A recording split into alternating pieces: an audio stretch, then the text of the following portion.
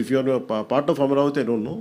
ఒకవేళ you're not a part of Amaravati, suddenly ఇదేదో అమరావతి వెళ్ళి అంటే మాకు సంబంధం. బట్ వాళ్ళు ఇచ్చింది 33,000 ఎకరాలు, 30,000 మంది పైగా రైతులు ఇచ్చి small slogan can make a difference.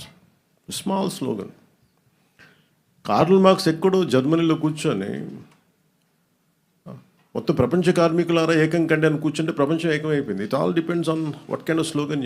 అందుకే నేను ఆ ఉద్దేశంతో చెప్పాను తప్ప మీరు కూర్చోబెట్టి జయాంధ్ర అని కూర్చోబెట్టి నన్ను ఉన్నత స్థాయికి వెళ్ళమని చెప్పలే. At least have an identity. At least have an identity. At least have an identity, some kind of identity, which is good for the state. అందుకని భారతీయత ఎక్కడ కోల్పోమని చెప్పలా. కానీ దీన్ని సబ్ రీజనలిజంకి తీసుకెళ్తే ఇంక విడిపోవడానికి ఏమి లేవు. అన్ని రకాలుగా విడిపోయాం ఇంక అందరం. ఇంకెక్కడ కలపడానికి ఉన్నాయి తప్ప ఇంక విడిపోవడానికి ఏం లేవు. అన్ని రకాలు ఇప్పుడు ఈ కమిటీ తాలూకు ముఖ్య ఉద్దేశం ఏంటంటే మేము కలపడానికి ఉన్నాం, విడగొట్టడానికి లేవని చెప్పడానికి. Thank you sir. జై హింద్. అమర్జీ పొట్టి శ్రీరాములకి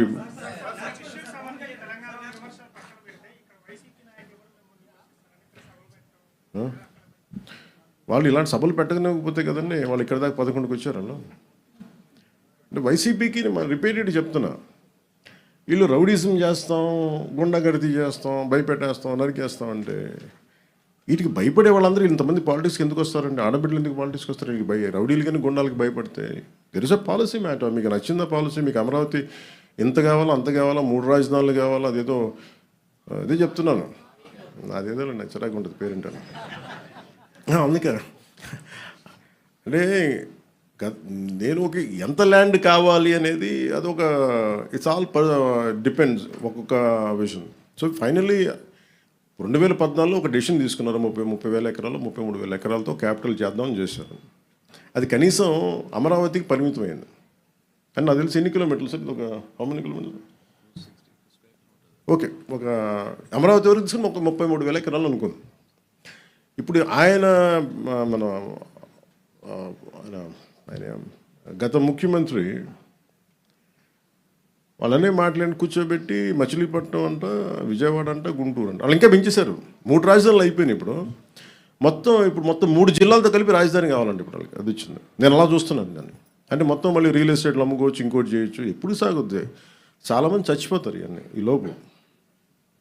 చాలామంది పోతారు. ఎందుకంటే అంతకాలం ఒక రాజధాని నిర్మాణం కానీ ఇవన్నీ కూర్చోవాలంటే రూమ్ ఒక రాత్రి నిర్మింపబడలేదు కదా. హైదరాబాద్ రాత్రి నిర్మింపబడిందా?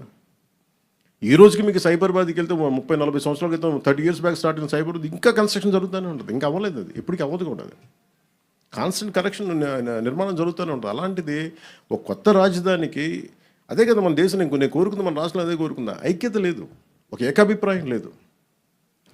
ఇది నాకు ఒక అభిప్రాయం ఉంటుంది.